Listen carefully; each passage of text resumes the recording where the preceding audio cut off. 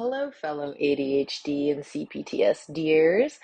If you experience rejection sensitivity, you could feel physical pain when you encounter perceived, predicted, or real rejection.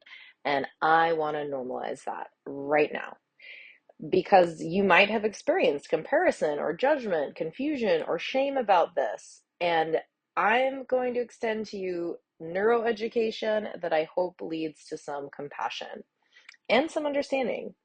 So pain is not just an issue with the tissues, it's a protective and informative output of the brain and nervous system. Okay, it is your body's way of saying, "Hey, there's maybe something wrong here and I need you to check it out."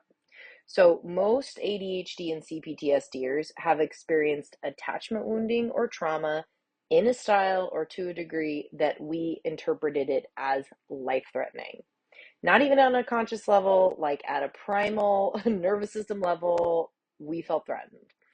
And it makes sense, right? Like we're an attachment centered species. We need each other to survive. We need each other.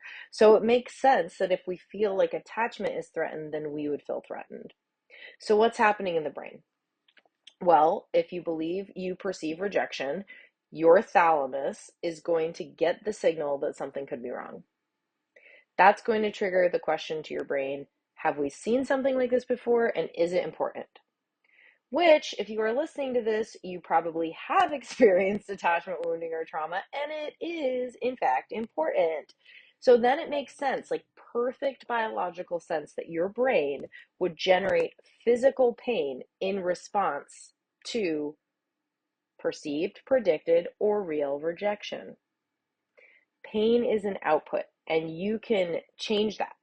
You can change the inputs, whether at a nervous system level or a relational level, to change that output of pain. Now, I'm telling you all of this, hopefully, so you can get in touch with some compassion. You know, that the next time that pain and rejection are upon you, maybe you could say to yourself something like, I feel you, pain. It makes so much sense that you would hurt, and I'm here with you. This was your tiny coaching session for today, and I hope that it was supportive and that you can share it with someone who could also be supported by this. Thank you so much for connecting with me, and feel free to drop any questions you have